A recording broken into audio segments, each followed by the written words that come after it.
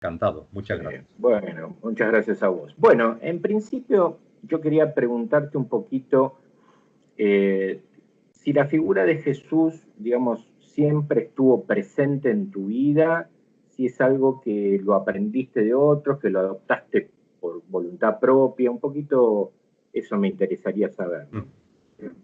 Muy bien. Bueno, quizás respondo inmediatamente a esa cuestión, Jorge.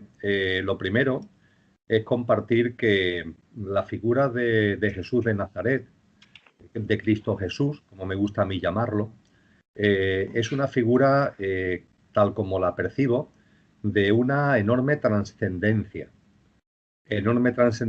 por ella misma, por lo que supuso, por lo que fue, por lo que sigue siendo, y también de enorme trascendencia por sus aportaciones a la evolución en conciencia de la humanidad. Yo voy a referirme a él en este encuentro contigo de una manera muy coloquial, como yo estoy convencido que él quiere que nos refiramos a él, a su obra, a su vida, a su mensaje, pero no quiero que quede ni mucho menos a un lado el hecho de que aunque nos refiramos a él de una manera coloquial, es una figura de una enorme trascendencia. Le ocurre como a esos grandes maestros que por su sencillez a veces hablamos de ello eh, quitándole incluso ese barniz de maestría. Pero claro, no es el caso. Es decir, vamos a hablar de forma coloquial, vamos a hablar de forma sencilla, pero en ningún momento esa coloquialidad, esa sencillez va a ir en detrimento del enorme respeto a lo que es su figura y al convencimiento de la enorme autoridad que tiene su mensaje espiritual, su mensaje moral y su mensaje de conciencia. Lo digo esto porque a veces, inevitablemente, en la conversación van a aparecer expresiones que pueden, de alguna forma, ¿no? Parecer que está desmereciendo esa importancia, esa trascendencia. En ningún modo es así. Lo que ocurre es que también la autoridad que su obra y su ser conlleva, pero también su sencillez, permite que nos expresamos de manera coloquial. Dicho esto, la figura de Jesús de Nazaret en mi vida tiene una gran importancia. De hecho, desde que yo tengo uso de razón, fue una figura espiritual que ha estado muy presente en mi vida. Yo recuerdo cuando yo tenía 12, 11, 13 años, cuando iba al colegio. Yo estudié en un colegio de padres claretianos y cuando iba al colegio, el colegio tenía un colegio muy grande de la ciudad. Lejos del colegio, en el recinto del colegio, una gran iglesia. Y al colegio se puede entrar directamente por alguna de sus puertas o a través de una de las puertas laterales de la capilla. Yo lo que hacía siempre, todas las mañanas, es irme un cuarto de hora antes y estaba en esa iglesia, compartiendo con Jesús ese cuarto de hora de inicio del día antes de ir a clase, antes de comenzar en sí la jornada docente. Yo era un crío, pero esto para mí era una necesidad. Ciertamente, conforme fue pasando el tiempo, yo creo que tuve en mi vida que llevar a cabo algunas de las cosas que no tienen que ver tanto con mi dharma, es decir, con lo que es mi propósito espiritual, mi propósito en conciencia de vida, sino que tiene que ver con mi karma, con cerrar círculos de cuestiones que vienen de vidas pasadas, y eso hizo que entrara por unos derroteros donde aunque la presencia de Jesús y el respeto hacia él siempre estuvo ahí, pero no tuvo esa significación que tuvo en mi época joven. Eso sí, ahora tengo 60 años, a partir de los 42, 43, la figura de Jesús volvió a aparecer nuevamente en mi vida y sigue estando ahí.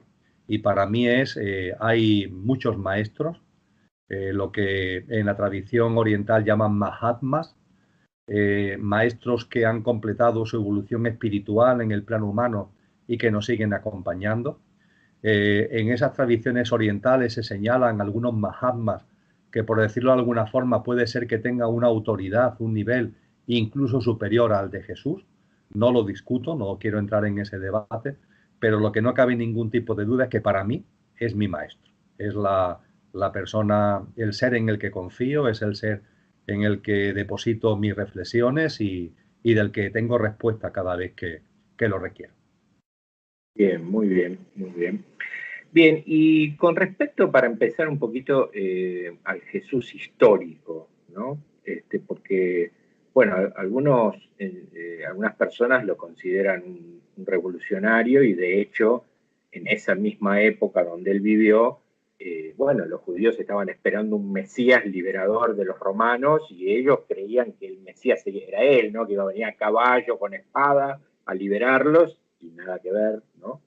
Incluso hasta su propia madre, sus propios parientes, bueno, lo entendían así, ¿no? Y ¿qué opinas vos de este Jesús histórico y de personas que todavía, como de hecho los judíos, no creen que haya sido el liberador y lo esperan todavía? ¿Qué podrías hablar de este tema? En, la, en el Jesús histórico se mezclan, pero de una forma que yo considero que es armónica, no contradictoria, dos líneas. El linaje, vamos a llamarle político, y el linaje espiritual. El linaje político, sin ningún tipo de duda, que es el que tú acabas de hacer referencia, ese linaje político estaba presente en la figura de Jesús de Nazaret. De hecho, los textos cristianos, el Nuevo Testamento, los evangelistas, se empeñan en hacer una descripción de la genealogía de Jesús de Nazaret para poner de manifiesto que entronca directamente con la dinastía de David. Claro. Y eso no es por casualidad. Esto tiene que ver precisamente para reafirmar, para poner de manifiesto que tiene una línea sucesoria directa con lo que fue el trono de Israel. Y que por tanto en Jesús de Nazaret confluían los derechos dinásticos como para ser el auténtico rey de Israel. No el rey títere puesto por los romanos, que es lo que venía sucediendo en aquella época, sino el rey verdadero, que por estirpe, por linaje, le correspondía el ser el que encabezara ese trono de Israel. Esto estuvo presente en la vida de Jesús. Jesús era conocedor de esto, su familia, lógicamente, era conocedora de esto, y una parte significativa de sus discípulos, de las personas que lo siguieron, no solo eran conocedoras de esto, sino que en esto centraron lo fundamental de la labor de Jesús.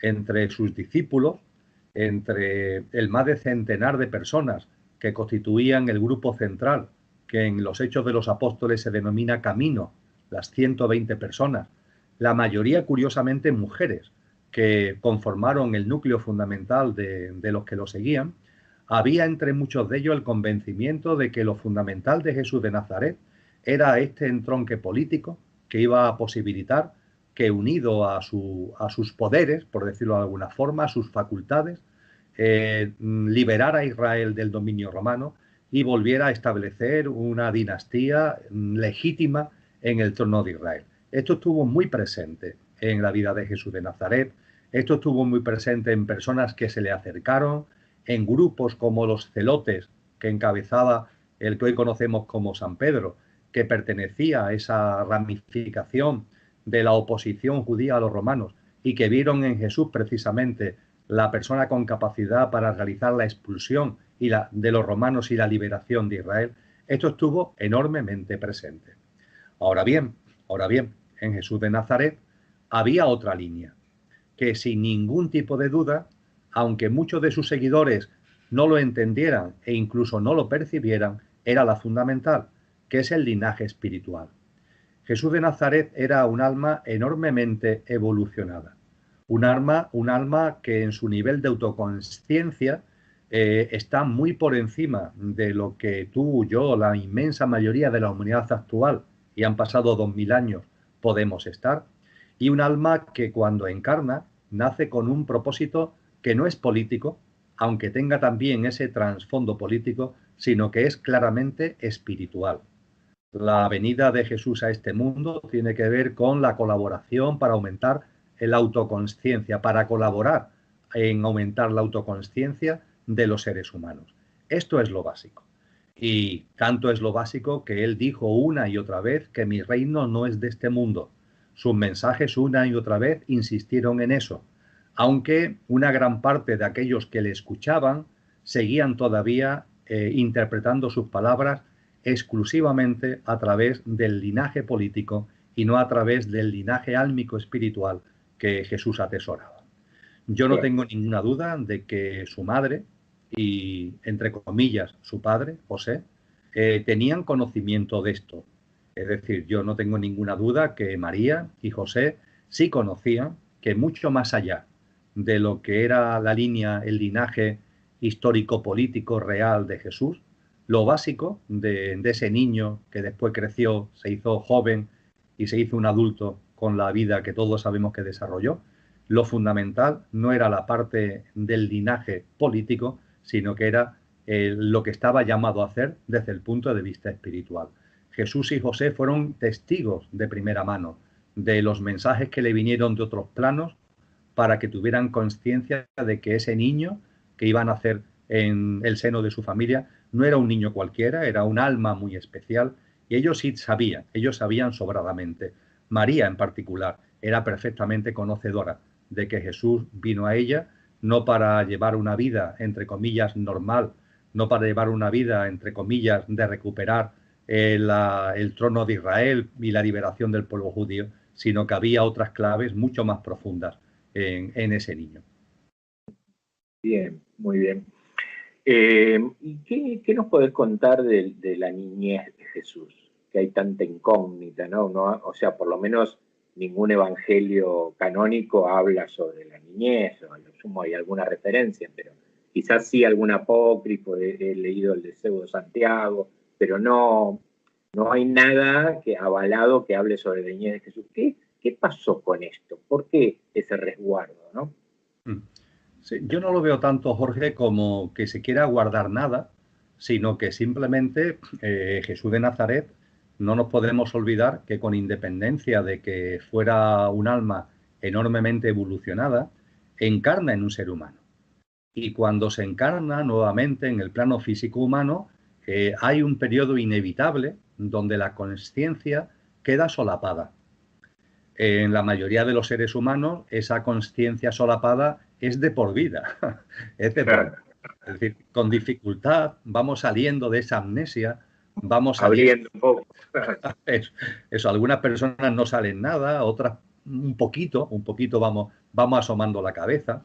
Pues bien, en el caso de las grandes almas, por decirlo de una manera muy coloquial, también necesitan un tiempo. Yo no tengo ningún tipo de duda de que Jesús de Nazaret, su niñez, su adolescencia, entre comillas, fue bastante normal.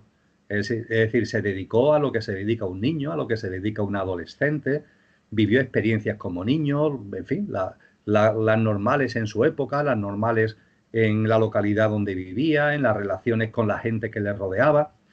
Sin duda ninguna, ese alma de un gran nivel de autoconsciencia estaba ahí, pero en aquellos momentos, en aquella tierna infancia, en aquella adolescencia, correspondía lo que correspondía.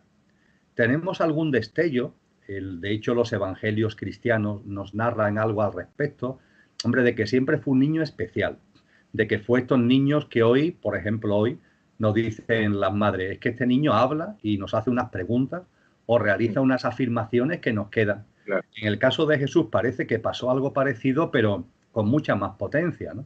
Es famosa la narración que hay en los evangelios del Jesús perdido y hallado en el templo.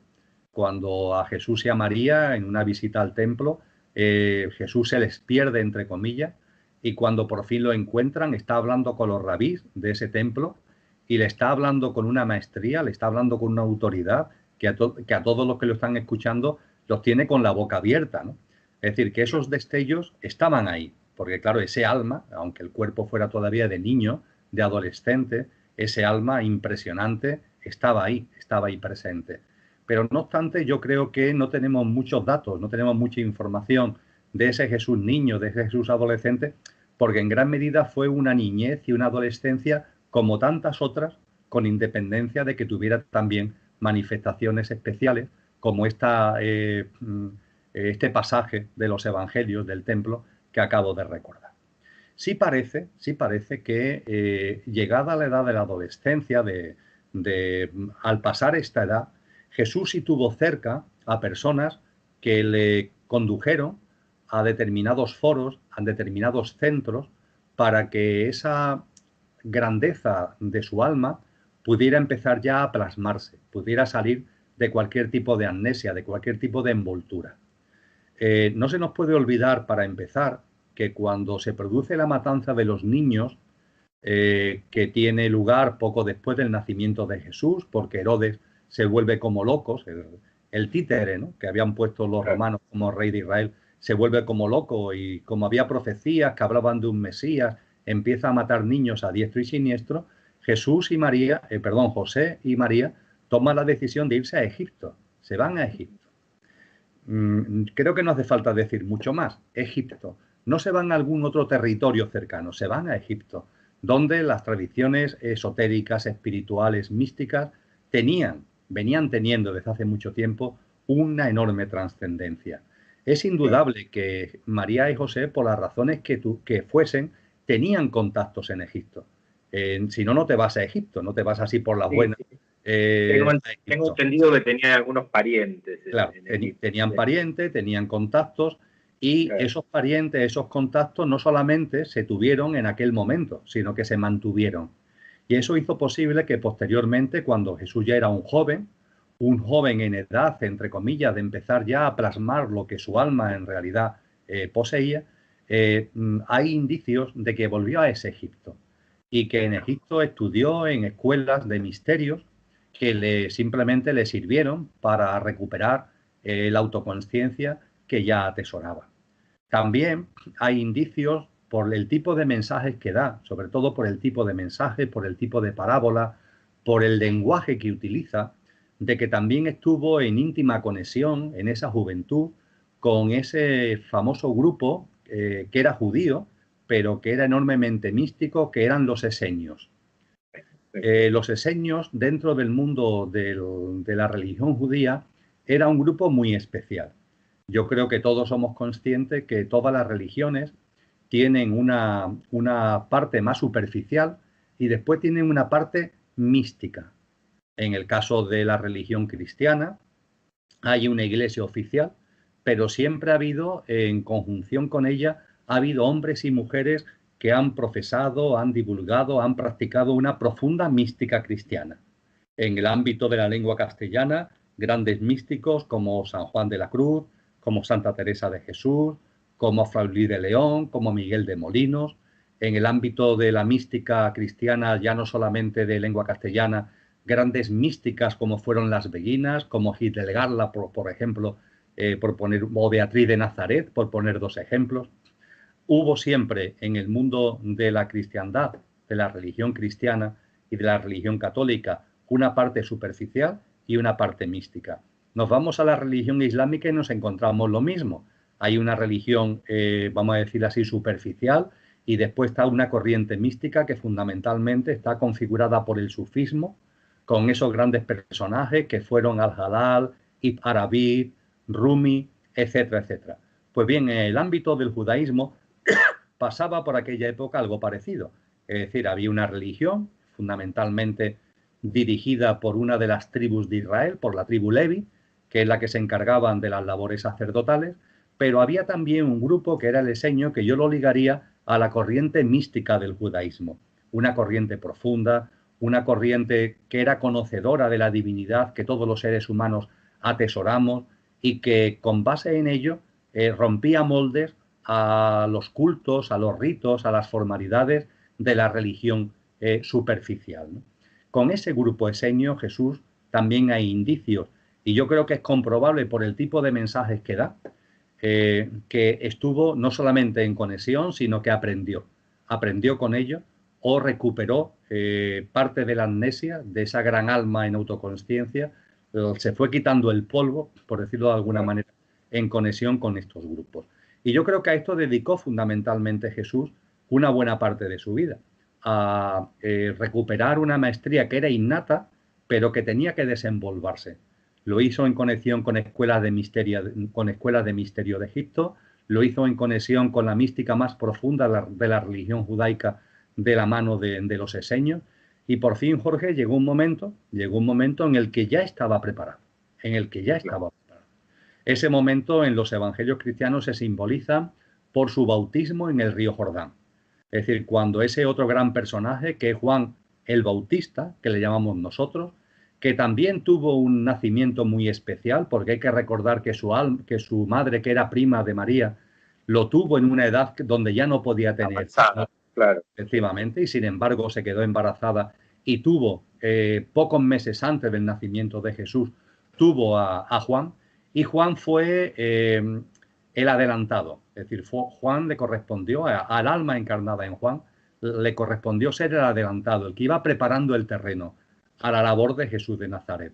Y con ese bautismo en el río Jordán, Juan, por una parte, reconoce a Jesús como el auténtico maestro, le cede el testigo.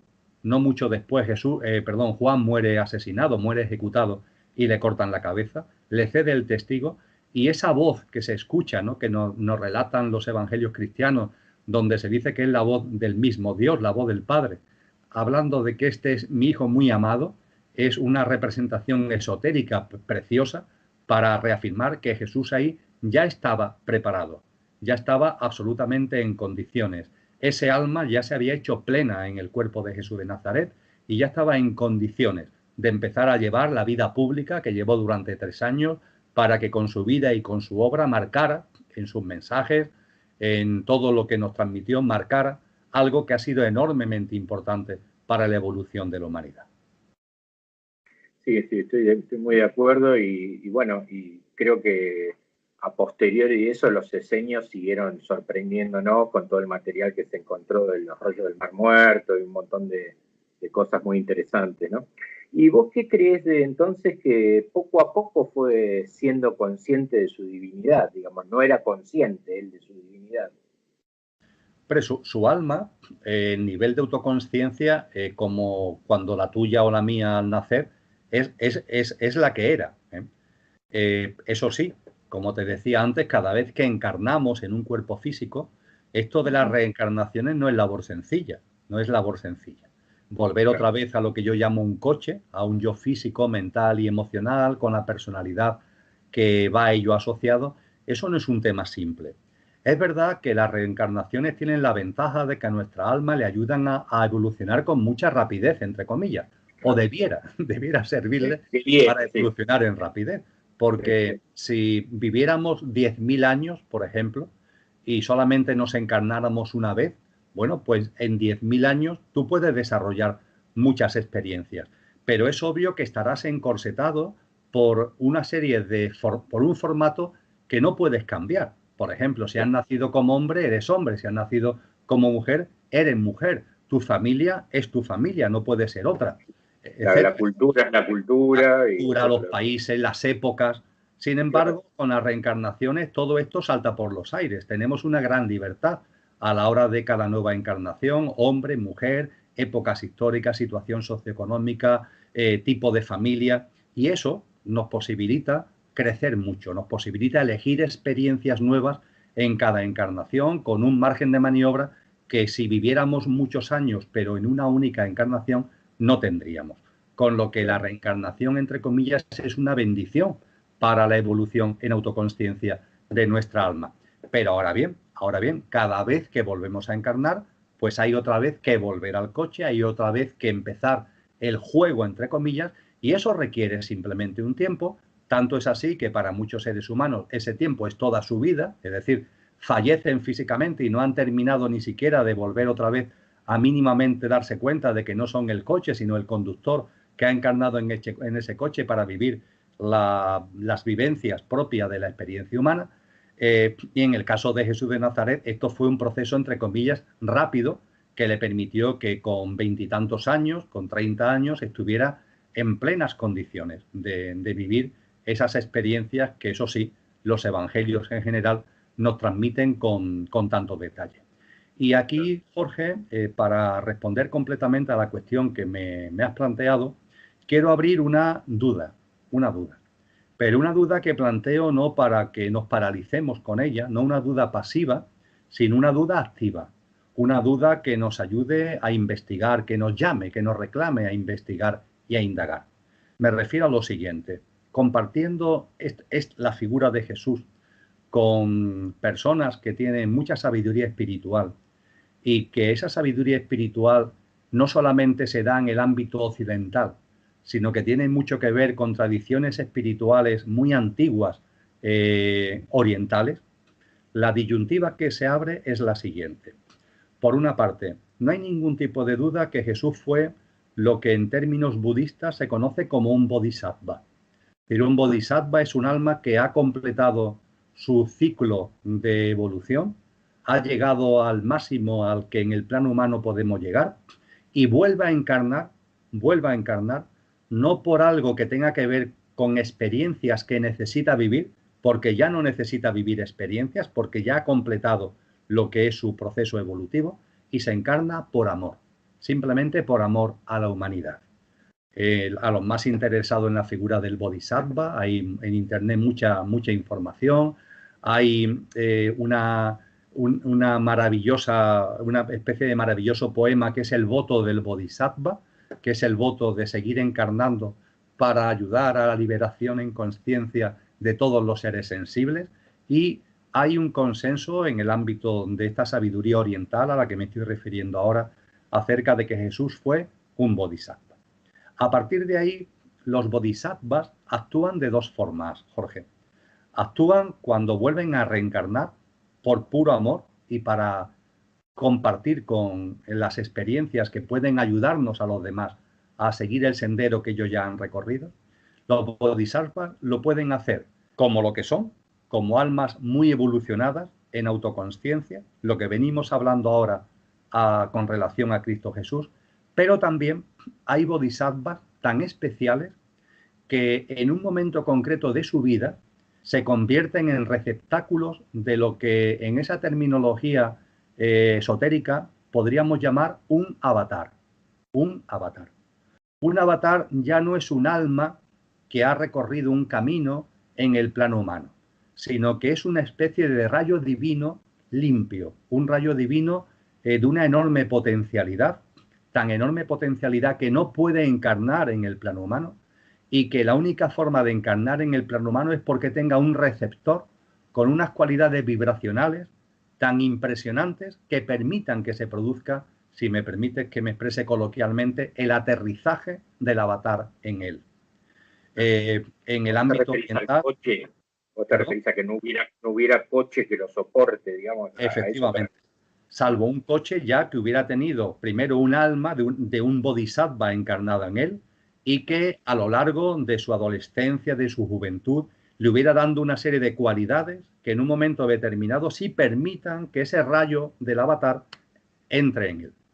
En el ámbito oriental hay personas sabias que consideran que Jesús de Nazaret precisamente hizo esto. Es decir, que fue, por supuesto, un bodhisattva, pero fue un bodhisattva después tan especial que posibilitó la encarnación, que posibilitó el aterrizaje en él de algo muchísimo más poderoso, muy difícil de definir y de concebir en el plano humano, que es la figura de un avatar. Y eso solamente se produce de manera excepcional, se ha producido pocas veces a lo largo de la historia de la humanidad, y si se hace es porque desde planos, entre comillas, de mayor sutilidad vibracional, planos, entre comillas, de luz, están pendientes de la evolución de la humanidad y de vez en cuando, sin interferir en ella, pero sí intervienen para que aparezca en escena una figura que por su mensaje, por su vida, por su obra, pueda abrir puertas, pueda abrir una dinámica, pueda impulsar procesos que de otra forma no sería posible. Y yo dejo aquí abierta esta disyuntiva. Es decir, la disyuntiva de si Jesús de Nazaret fue un bodhisattva, lo cual es ya per se espectacular, o es que además de ser un bodhisattva, en un momento determinado de su vida recibió ese rayo de avatar que encaminó la última parte de su vida. Eso significaría que en ese bautizo al que anteriormente hacía referencia, que Juan Bautista realiza a Jesús en el río Jordán, esa voz divina que habla de este es mi hijo muy amado, lo que es la representación esotérica precisamente de ese aterrizaje del avatar en la figura de Jesús de Nazaret. Esto lo abro como una disyuntiva. En ningún caso nos vayamos por un sitio o nos vayamos por otro, para nada desmerece ni pone en cuestión No, la enorme claro, trascendencia de la figura de Cristo Jesús. claro, claro. Y la enorme huella que dejó en la historia, En, obviamente. en, en el ámbito oriental se considera que tiene que ver con una figura, vamos a llamarle de avatar, que es Maitreya, ¿eh? Que es Maitreya, que es como una especie de ¿Así? encarnación de ese rayo de Maitreya en la persona de Jesús de Nazaret. Bien, muy interesante. ¿Y con esto podemos deducir que tuvo otras encarnaciones, esa alma? Hombre, sin ningún tipo de dudas, lo que cualquier alma que encarna en el plano humano ha tenido un camino de reencarnaciones, Jorge, efectivamente. Ese camino Bien, de reencarnaciones se puede hacer más largo, menos largo. Aquí estamos tú y yo, todavía encarnando y sin ni mucho menos aproximarnos a la figura de un bodhisattva, pero bueno, claro. es un camino que hay que hacer sin prisa, pero sin pausa. Hay ciclos en los procesos hay ciclos y esos ciclos también tienen su protagonismo, pero en fin, tú y yo estamos a tiempo, como todos los que Claro, estamos encarnados actualmente claro, en el plano humano. Pero efectivamente, claro. claro, la figura de Jesús de Nazaret, esa figura, esa dimensión álmica había tenido su recorrido en autoconsciencia en otras vidas. Ten en cuenta que al propio Jesús de Nazaret en los evangelios hay un momento determinado que directamente se le pregunta: ¿eres la encarnación de Elías? ¿Eres la encarnación de Moisés? Se le pregunta directamente en los propios evangelios. Claro, claro, claro. Bien, bien. ¿Y cuál crees que era entonces el propósito central de esta encarnación? ¿Cuál es el mensaje central, dado que tanto quizás los evangelios o quizás la iglesia, por distintos intereses, por distintas cosas, quizás se ha ido deformando un poco la cosa, ¿no? ¿Y cuál crees vos que ha sido el propósito central de esta encarnación, ¿no? Esto de mi reino no es de este mundo, esto que decíamos antes, ¿no? O sea, ¿cuál crees vos que es? Eh, si analizamos la historia de la humanidad, ha estado jalonada de la presencia de grandes instructores espirituales. Cada X tiempo, en, en distintos contextos geográficos y culturales, han aparecido esos instructores espirituales. Hablaba anteriormente de Mahatmas, de maestros. Si analizamos con un poquito de objetividad la historia de la humanidad, nos encontramos la presencia de estas figuras. Jesús de Nazaret fue una de estas figuras. Cuando realizamos una especie de estudio comparativo de su mensaje con el mensaje de otros maestros y de otras maestras, yo pondría la incidencia, pondría el acento en dos cosas. Antes de entrar en ella, es obvio que son circunstancias históricas distintas, circunstancias culturales distintas. Pongamos por caso, Platón fue un maestro, Buda fue un gran maestro, posiblemente en el ámbito de las almas que han llegado a su culmen en el plano humano. Estamos hablando en el caso de Siddhartha Gautama del mayor de los exponentes, es posible. Pero he citado a Siddhartha Gautama, a Platón, podría citar a Lao Tse, pongamos por caso, etcétera, etcétera. Son personajes fundamentales que actúan como instructores espirituales de la humanidad en su recorrido. Cuando con estos que he mencionado y otros que están ahí comparamos el mensaje de Jesús, el mensaje de Jesús incide fundamentalmente en dos cosas, que ya estaba, faltaría más, en los mensajes de los otros instructores espirituales, pero que Jesús coge como banderas fundamentales. Uno de ellos es un mensaje muy manido, la palabra está muy manida, pero sigue siendo fundamental, que es el amor. El amor. Y el otro es un término que hoy día, desde el punto de vista del catolicismo, está absolutamente mal interpretado, que es la palabra fe. La palabra fe. Jesús en su vida, Jesús en su obra, estuvo permanentemente dando un mensaje de amor, permanentemente. Estuvo dando permanentemente un mensaje de comprensión, un mensaje de tolerancia, un mensaje profundo de que nos demos cuenta que cada ser humano está en el estado de conciencia en el que está, que no emitamos juicios, que practiquemos la confianza en la vida. Ni un pelo de tu cabello se caerá si no es por la voluntad del Padre, qué manera más metafórica y bella de decir confía, confía en la vida, todo tiene un sentido profundo, todo tiene un porqué y un para qué. A partir de ahí acepta. No es resignación, que es lo que ha hecho a veces el catolicismo, no es resignación, es una aceptación que es fruto de esa confianza en la vida. Y el no juicio, esto constituye la tríada perfecta, la confianza, la aceptación y el no juicio. Este es el mensaje de amor, y un mensaje de amor que hace que esa tríada perfecta de la confianza, la aceptación y el no juicio derive en la acción. Jesús, ante la confianza en la vida, la aceptación y el no juicio, no se cruza de brazos, actúa. Es una persona que nos muestra la necesidad de una acción consciente. Visto por los psicólogos actuales, el Jesús por lo menos que conocemos más de la última época de su vida pública, era un hiperactivo, no paraba, estaba continuamente yendo de un lado para otro, compartiendo de corazón con los demás, llevando a cabo obras espectaculares, muchas de ellas en formas de milagros. Y Jesús nos enseña, primero, esa tríada perfecta de la confianza, la aceptación y el no juicio, y cómo esa tríada perfecta que venía de las escuelas de misterio se vierte en la acción, en una acción consciente, en la acción que Buda, en el célebre noble óctuple camino, denomina la acción correcta, y que es una acción llena de amor, una acción que no se basa en que tú te cruces de brazo ante lo que ocurre, no, tú actúas, pero en la actuación no te contaminas de la vibración baja que puede haber en ese entorno. Ante el dolor, ante la violencia, actúas, no te quedas con los brazos cruzados.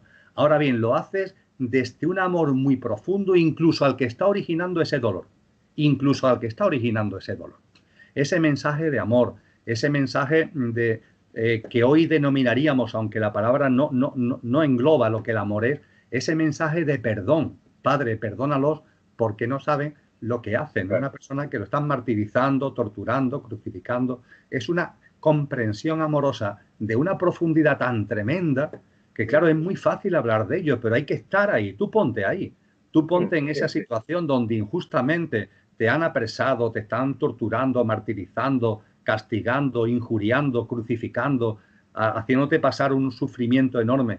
A ver si de tu corazón de verdad sale, sinceramente, ese perdónalo porque no saben lo que hacen. Ese perdón no es suficiente para englobar ese amor. Esa palabra es más, es la palabra del amor genuino. El mensaje de Jesús es un mensaje de un amor inconmensurable, bestial. Los maestros anteriores, los instructores espirituales anteriores nos habían hablado de compasión, nos habían hablado de sabiduría, compasión. Evidentemente la sabiduría, compasión conlleva amor, pero ese amor es elevado exponencialmente en la obra, en los mensajes y en la vida de Jesús de Nazaret, Jorge, en la vida, porque esto no son ya palabras, esto es una cosa vivida, totalmente experienciada. Cuando Jesús por fin dice en crucificado, ¿no? Todo está cumplido, se refiere en gran medida a que este mensaje lo pudo llevar a sus últimas consecuencias. Ni siquiera en esa situación tan extrema, tan límite, donde las fuerzas tienen que faltar, donde todo tiene que pasar por tu cabeza y para cualquiera de nosotros sería cualquier cosa menos bonito, como decimos aquí. Sería cualquier cosa menos amorosa. Él, sin embargo, supo mantenerse, fue capaz de mantenerse en esa compasión, en esa comprensión, en ese amor. Efectivamente, todo estaba cumplido porque fue capaz de no desviarse ni un ápice de ese camino que era su camino, el mensaje del amor. Y junto con eso, Jorge, el mensaje de la fe.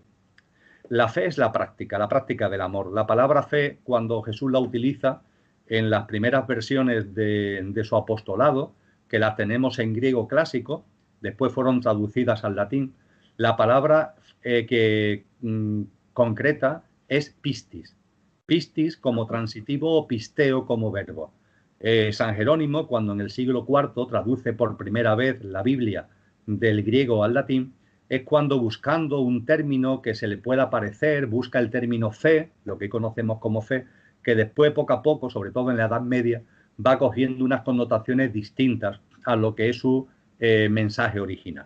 Cuando nos vamos al mensaje original, cuando nos vamos a este pistis o a este pisteo, Lo que Jesús hablaba cuando decía él que si tuvierais la fe de un grano de mostaza, moveréis montaña, o que si tuvierais fe seríais capaces de hacer lo mismo que yo y mucho más, cuando Jesús utiliza con insistencia ese término de fe, que no había aparecido con tanta insistencia en ningún maestro anterior.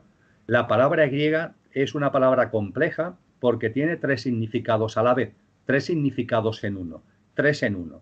Significa confianza, significa compromiso y significa perseverancia. Para mí este es el mensaje clave de acción de Jesús en nuestro sendero espiritual. Practica la confianza, el compromiso y la perseverancia. ¿La confianza en qué? En la vida.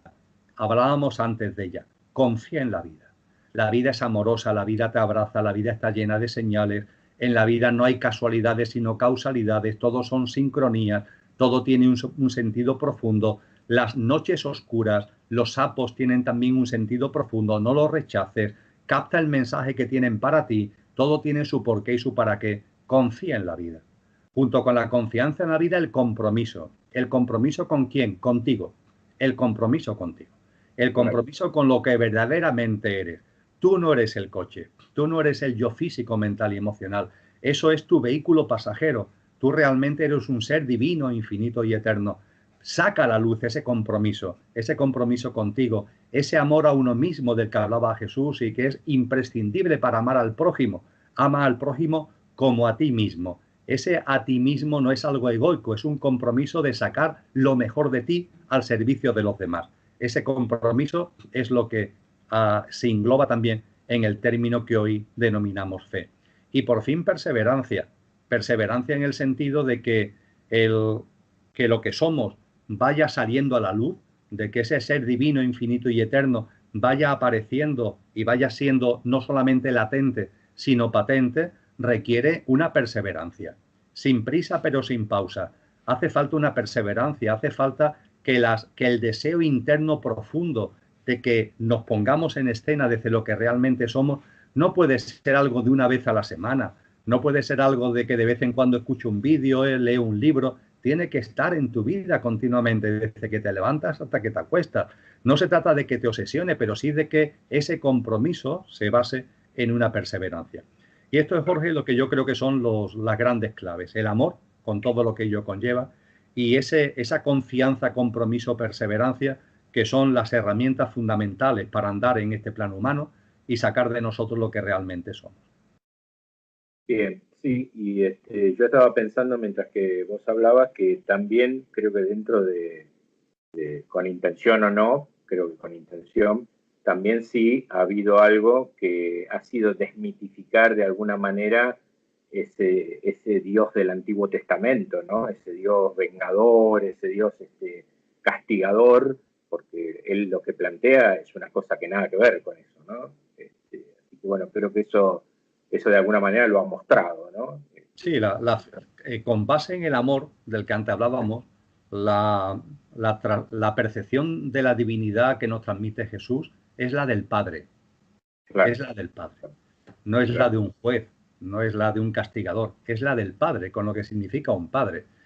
Y además un Padre que no es exterior. Es decir, que siendo exterior, porque es el origen de cuanto es, también está en cada uno de nosotros. Y por eso precisamente Jesús de Nazaret dice eso, que a muchos cristianos todavía desconcierta, de que el Padre y yo somos uno. El Padre y yo somos uno. Claro, eso lo puede decir cualquier ser humano. Jesús de Nazaret lo dijo con legitimidad, porque no solamente lo percibió, sino que lo vivió así. Lo que hizo fue vivir en coherencia, en consciencia y en consistencia con la divinidad profunda que todos atesoramos. Y desde esa consciencia, desde esa coherencia y desde esa consistencia es por lo que pudo transmitir el Padre y yo somos uno. Pero como tú muy bien has apuntado, la figura de esa divinidad, que es mucho más metafísica que antropomorfizada, no tiene nada que ver con algún tipo de ser que nuestra mente de alguna manera pueda dibujar. Esa figura del Padre nos habla claramente de una figura amorosa, y ese amor del Padre es precisamente el que nosotros deberíamos poner todos los días en escena a través de nuestras acciones, emociones y pensamientos en este plano humano. Claro, claro. Y de esto se desprende justamente esto que a lo mejor le va a venir bien a muchas personas, entender que esta dimensión divina que él tiene es la misma que tenemos nosotros. O sea, la tenemos nosotros como seres, como creados, ¿no? Eso es importante entenderlo. Eso es muy importante también. No es un ente que está ahí, que es inalcanzable, que jamás vamos a llegar a él, ¿no? No, claro. Sí, esto, fíjate, yo tengo el convencimiento profundo, por una parte, por mi propia introspección, por otra parte, por mi comunicación con él, y por otra parte, por lecturas que he realizado a partir del surgimiento de una obra que se llama El Enigma Sagrado, que fue desarrollado por unos periodistas de la BBC que empezaron a estudiar hace muchos años de esto, la figura de Jesús de Nazaret. Estos periodistas en su investigación empezaron a poner de manifiesto una serie de textos, una serie de documentos. Algunos de los que yo he podido conocer proceden del siglo XVI, del siglo XVII, y que nos narran una vida del Jesús hombre que a lo mejor a los católicos les puede ofender, pero hacen mal el ofenderse. Me refiero al hecho de que por esas bases documentales, por esas informaciones, Jesús estuvo casado. Estuvo casado con la persona que conocemos como María Magdalena, como María Magdala, como la Magdala. Eso te lo iba a preguntar justamente, pero si querés lo desarrollamos un poco ahora, sí. Pero lo iba a preguntar, si querés lo retomamos con esto que yo quería hablarte de un poquito más adelante. Muy bien. Así lo cerramos bien el tema, ¿no? Muy bien. Pues entonces déjame, Jorge, que lo dejemos ahí abierto, pero cuando se habla de que eso, de que estuvo casado, de que tuvo hijos, la posibilidad incluso, que lo podemos comentar si a ti te parece oportuno, la posibilidad incluso de que a lo mejor no muere en la cruz. Cuando se habla de cosas como estas y de que pudo terminar sus días en el sur de Francia, cuando se habla de cosas como estas, o cuando se hace referencia a de que fue un ser humano y de que antes de que se le prendiera, antes de que se le arrestara para empezar el proceso de martirio y el proceso de crucifixión, sudó sangre y le dijo al Padre, a su divinidad más íntima: Padre, es posible que pase este cáliz. Cuando este tipo de cosas se ponen de manifiesto, no estamos bajo ningún concepto ninguneando, menospreciando, minorando la presencia, la importancia de Jesús de Nazaret. La estamos engrandeciendo, porque estamos hablando de él como un ser humano, por supuesto como un ser álmico y espiritual, como tú o como yo, en su caso de una enorme autoconsciencia, pero que estuvo encarnado en un ser humano. Y esto es enormemente importante porque Jesús no fue un alienígena, no fue un extraterrestre. Si hubiera sido un extraterrestre, ni a ti ni a mí no serviría de nada. ¿De qué me va a servir a mí? Claro, ese extraterrestre viene aquí y hace no sé cuánto. No. Jesús es un ser humano, como cualquiera de nosotros. Y por tanto, lo que él hace, lo que él enseña, lo que él muestra, es el camino, porque es perfectamente viable, posible, factible para nosotros. En el ámbito, además, de lo que Sheldrake y otros grandes autores han denominado los campos mórficos y morfogenéticos, la aportación de Jesús es fundamental, porque él abrió una puerta. Él, al sacar de sí lo que todos tenemos, pero que no lo sacamos, pero él sí lo sacó, abrió esa puerta. Y esa puerta ya está abierta para todos nosotros en el contexto mórfico, morfogenético de la humanidad. De tal forma que cuando algunos de nosotros lleguemos a ese punto, la puerta no va a estar cerrada, porque ya alguien la ha abierto. Entonces, la presencia de Jesús de Nazaret como un ser humano, con todo lo que ser humano conlleva, es fundamental. Y cuando hablamos de rasgos de la vida de Jesús que tienen que ver con su humanidad, no lo estamos menospreciando, al contrario, estamos poniendo en verdadero valor la gran obra que ha realizado por todos nosotros. Claro, y está muy bien. Y yendo justamente a esto que ahora te voy a pedir que amplíes de los campos morfogenéticos, para la persona que nunca ha escuchado de esto, pero sí entonces podemos deducir que si él no hubiera tenido una dimensión humana, no hubiera sido lo mismo. Si él hubiese sido un extraterrestre, hubiera servido para esos extraterrestres, la apertura de esa puerta, no para nosotros, ¿no? Es esto, ¿no? Es esto, exactamente, Jorge. Esa es la grandeza de Jesús. Lo de los campos mórficos es muy simple de entenderse. En el mundo, en la naturaleza, lo tenemos muy estudiado. Se sabe que cuando en alguna especie, un miembro de esa especie lleva a cabo algo, ese algo se facilita para el resto. Es decir, por ejemplo, cuando se empezaron a colocar alambres, alambradas en los campos, que fue en Estados Unidos, los caballos no sabían lo que eran esas alambradas y por tanto cuando iban trotando por los campos se daban contra las alambradas, se herían y en muchos casos había que sacrificarlo. El caballo no detectaba lo que una alambrada es, no sabía si era una planta que al pasar a trote se iba a vencer ante su paso, no tenía ni idea de lo que es. Cuenta la historia que después hubo una proliferación de alambradas en Argentina y que en Argentina ya hubo caballos que de manera instintiva saltaban por encima de esas alambradas. Y cuando las alambradas empezaron a colocar en Europa, ningún caballo tuvo que ser sacrificado, todos saltaban las alambradas.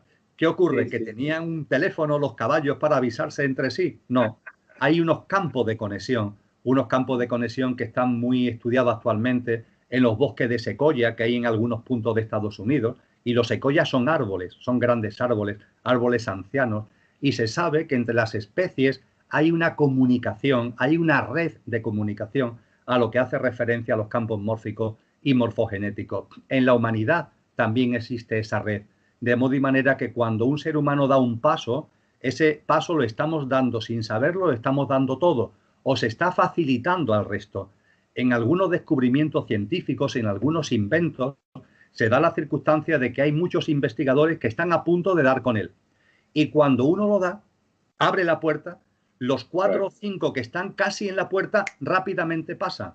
Y eso ha producido que en la historia de la humanidad a veces haya dudas de quién fue el inventor. Por ejemplo, en la radio, que si Marconi, que si Tesla, hay 5 que yo sepa, 5 figuras que se disputan legítimamente ser inventor de la radio. Fue uno, pero claro, los otros 4 estaban en las puertas.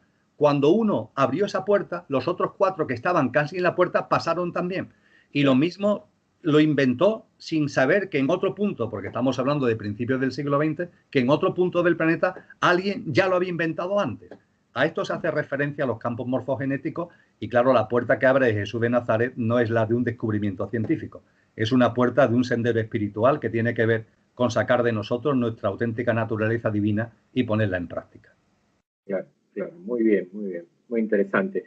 Yendo para dar causa a esto que hablábamos de María Magdalena, de Francia, esto que nombraste, en tu libro Los Códigos Ocultos comentás que existía en la época de Jesús una práctica que se llevaba a cabo por medio de una ingesta de sustancias que producían un estado. ¿Qué nos puedes contar de esto?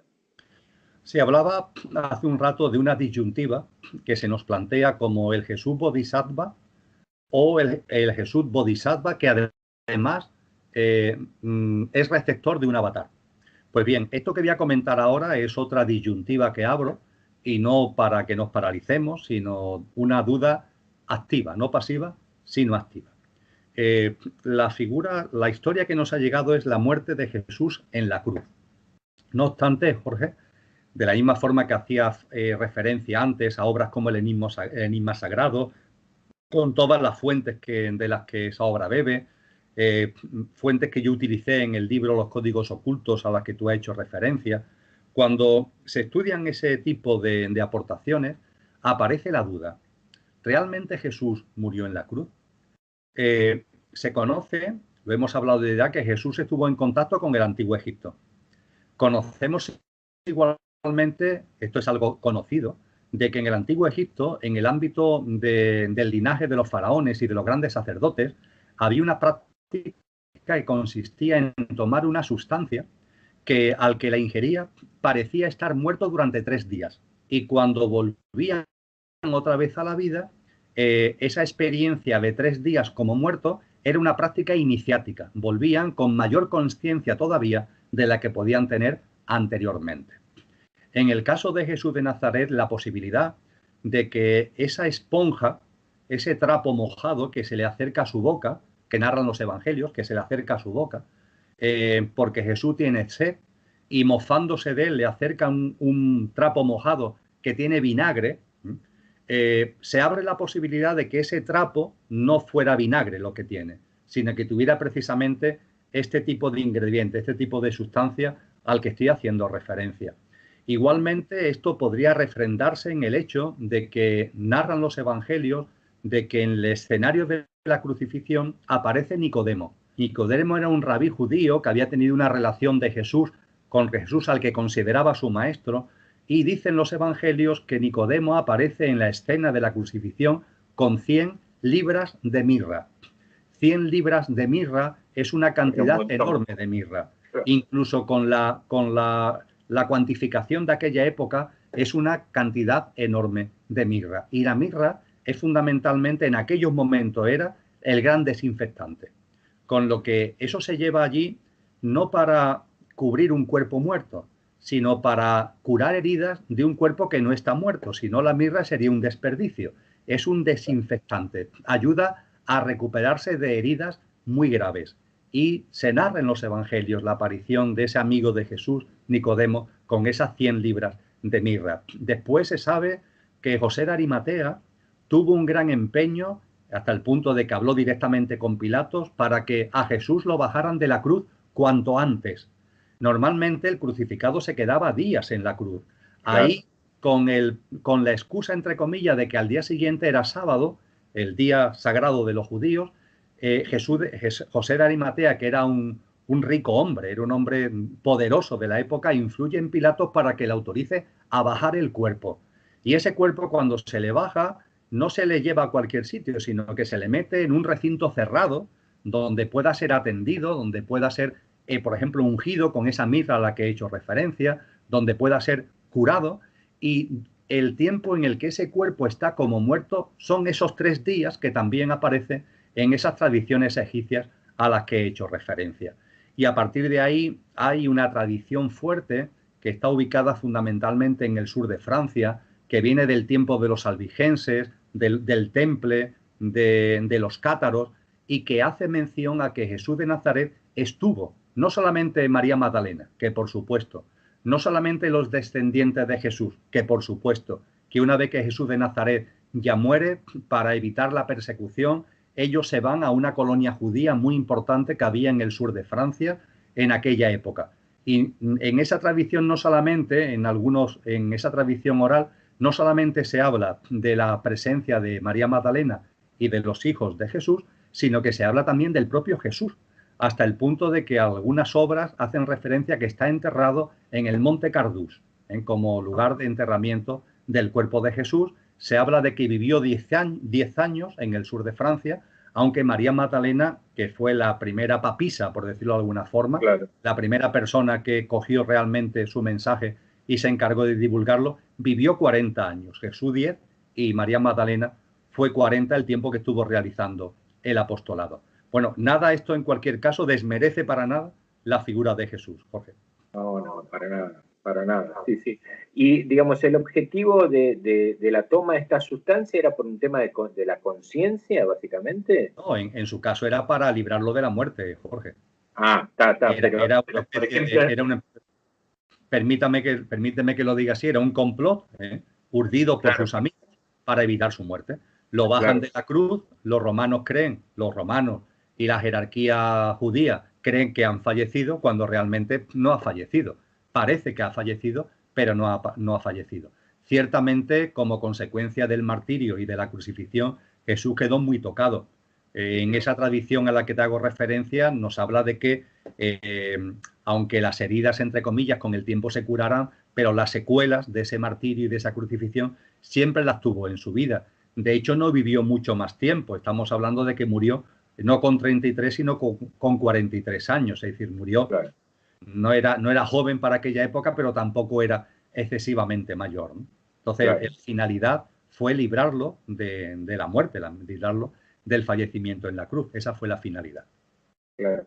Y este hecho que estamos nombrando de la sustancia, ¿sería lo mismo que sucedió con Lázaro, con el cuñado de Es exactamente igual, Jorge. Además, algunas de estas fuentes dicen que Lázaro, que algunos ligan con San Juan, con el evangelista, creen que Lázaro fue San Juan, y que la Marta y la María de los textos evangélicos, la María precisamente es María Magdalena, que era por tanto hermana de Lázaro. Lázaro lo que hace es probar en él esa sustancia. Y que cuando Lázaro muere, entre comillas, a Jesús lo avisan y le dicen que su amigo Lázaro ha fallecido. Y en los evangelios hay una pregunta que es muy curiosa, Jorge, y es que Jesús pregunta, ¿cuánto tiempo hace que ha fallecido? Dice, no, murió ayer. Dice, pues entonces no hay prisa. Sí, me acuerdo. Claro, porque si él sabía que eso se debía a la ingestión de esa sustancia, sabía que hasta el tercer día no se iba a producir esa resurrección, entre comillas. Claro. Bueno, bien, es importante ir viendo todas las fuentes que hay como para ir cada uno eligiendo qué es lo que le parece. Ahora, la pregunta ante esto sería, bien, y entonces la resurrección, todo lo que los apóstoles proclaman, lo que la iglesia es casi el nudo central del catolicismo, que es la resurrección, ¿cómo sería con este? Claro. Es muy sencillo, Jorge. Mira, la tergiversación del mensaje de Jesús se ha empeñado en la idea de la muerte, en la idea de la muerte. La resurrección que nos enseña Jesús es la resurrección en vida, la resurrección en vida. Que sería lo que vos decías a partir del bautismo, sería eso, digamos. La resurrección en vida significa el momento en el que por fin un ser humano vive como lo que es. No como el coche, no como tu yo físico, mental y emocional y la personalidad a él asociada, sino como el conductor, como el ser divino, infinito y eterno que somos. Eso es resucitar en vida. Y hay algo muy importante. La resurrección o se produce en vida o no se produce después. Es decir, cuando desencarnamos, nos llevamos las experiencias que hemos cosechado en la vida física. El nivel de autoconsciencia que tenemos al fallecer es como consecuencia de la cosecha de lo que hemos hecho en vida. Hemos encarnado con un determinado nivel de autoconsciencia. La lámpara de aceite a la que Jesús hace referencia en el Evangelio de Mateo, capítulo 25, la lámpara de aceite, cuando encarnamos la tenemos llena a un nivel, el alma, su nivel de autoconsciencia. En una nueva vida vivimos experiencias para llenar más la lámpara. Lo hacemos o no lo hacemos, pero para eso encarnamos, para llenar más esa lámpara de aceite de autoconsciencia, y cuando desencarnamos, esa lámpara se llenará más o no en función del jugo que le hayamos sacado a nuestra vida física. Es decir, la autoconsciencia se avanza en ella por las experiencias en esta vida, no por lo que podamos vivir desencarnados, que lo único que hacemos es recoger la cosecha. De ahí que el mensaje de la muerte sea un mensaje que no conduce a nada. Es un mensaje que lleva a pensar que, bueno, ya cuando me muera, no. Tienes que hacerlo aquí. Las experiencias que tienes que desarrollar, tienes que llevarlas a cabo aquí. Y en ese camino de autoconsciencia será en esta vida cuando en un momento concreto se produzca esa resurrección en vida. Y la resurrección en vida, vuelvo a decirlo, es el momento en el que dejas de vivir como lo que no eres, porque es algo efímero, y ese vehículo efímero queda plenamente al servicio de lo que realmente eres, tu dimensión puramente divina. Esa es la resurrección en vida de la que nos habla Jesús. Esa es la resurrección en vida que tiene que ver con ese bautismo de Juan en el río Jordán al que hemos hecho referencia. Jesús ahí había resucitado ya en vida, había ya sacado de sí todo lo que todos somos, pero él fue capaz de hacerlo, y Juan el Bautista eso lo pone de manifiesto y por eso se le bautiza, porque es un nacido. A Nicodemo, al que anteriormente hablábamos antes, ese gran rabí judío, en el Evangelio de Juan le dice Jesús, Nicodemo, hay que nacer de nuevo, hay que nacer de nuevo. Él le pregunta, y Nicodemo dice, pero maestro, dice, pero maestro, ¿cómo voy a volver al vientre de mi madre? Y le dice Jesús, Nicodemo, tú eres rabí y no sabes de lo que te estoy hablando. Hay que nacer de nuevo. Ese nacer de nuevo no es salir del vientre de la madre, es esa resurrección en vida, Jorge, de la que estamos hablando. Es esto que venimos hablando, claro, muy, muy interesante. Bien. A ver, para ir ya cerrando un poquito, ¿qué nos podrías decir de lo que es la dimensión crística? La dimensión crística tiene que ver con la chispa divina que todo ser lleva en su interior. Todo está impregnado de divinidad. Todo, sin excepción, está impregnado de divinidad. Como muy bien dice Elena Blavatsky en La doctrina secreta, la divinidad está en cada átomo del universo y, por supuesto, está en cada ser humano. En la tradición oriental se le llama mónada, encarnada en el ser humano, y atma.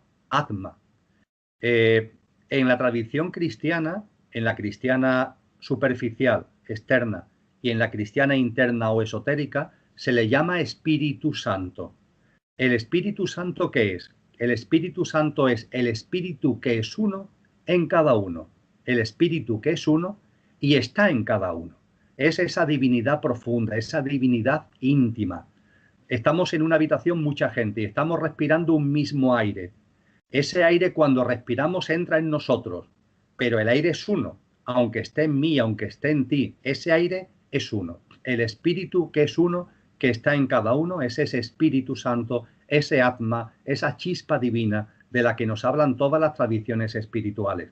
Y el Cristo interior tiene íntimamente que ver con eso. Es la plasmación más genuina de esa divinidad. Y cuando se nos habla de que el final de esta humanidad, que no será el final de la humanidad, sino de esta humanidad, de esta generación, como habla Cristo Jesús en Mateos 24, cuando los apóstoles le preguntan, Maestro, ¿cómo será el final de los tiempos? Él no habla del final del mundo, él habla del final de esta humanidad, para dar paso a una nueva humanidad con unas características concienciales de vivencia absolutamente ejemplares y deseables para los que estamos todavía en esta humanidad. Jesús, cuando hace referencia o cuando el cristianismo hace referencia al tránsito de una humanidad a otra, habla de la parusía. No habla de otra cosa, sino de la parusía, que significa presencia, la presencia crística. Esa transformación de la humanidad devendrá en un momento en el que los seres humanos empecemos a sacar de nosotros lo que realmente somos, empecemos a sacar de nosotros lo mejor de nosotros mismos. Eso que dice Jesús, que habrá dos mujeres en un molino, una seguirá estando y otra no estará. Habrá dos en el campo, uno seguirá estando y otro no estará. Porque habrá seres humanos que serán capaces de sacar lo mejor de sí mismos y seres humanos que no lo harán. Pero esa parusía es esa presencia crística, esa presencia en la humanidad como consecuencia de la presencia en muchos seres humanos de lo que realmente somos, de esa dimensión divina, de ese Cristo interior que todos atesoramos. Jesús afloró, plasmó, practicó ese Cristo interior y precisamente por eso a mí me gusta llamarlo Cristo Jesús. Su nombre humano fue Jesús, Yeshua, pero su plasmación espiritual fue crística. De ahí que merezca ser llamado Cristo Jesús. Bien, bien, muy interesante. Y entonces, teniendo en cuenta esto que vos decís, ¿qué podríamos decir de la tan hablada y anunciada segunda venida, ¿no? ¿Qué podríamos decir de eso? La segunda venida es algo... Dijimos que no había coche que lo soportara tan fácilmente, ¿no? O sea, ¿y entonces qué sería? Sí, la segunda venida, hay un proyecto que estoy dirigiendo que se llama Consciencia y Sociedad Distópica. A partir del 1 de febrero habrá una web a disposición de todas las personas que se llama precisamente sociedaddistópica.com, que hila con todo lo que ahora de una manera muy breve voy a resumir. Está más que anunciado por grandes sabios y sabias que las humanidades se van sucediendo las unas a las otras. Es como si la humanidad en su proceso de evolución consciencial reencarnara. No solamente tu alma, no solamente la mía, sino una especie de alma humana va reencarnando y va dando lugar a sucesivas humanidades. Esta humanidad, ha habido humanidades anteriores, Atlántida, Lemuria, la Hiperbórea, ha habido 4 antes que la nuestra. Y esta humanidad le sucederá otra humanidad.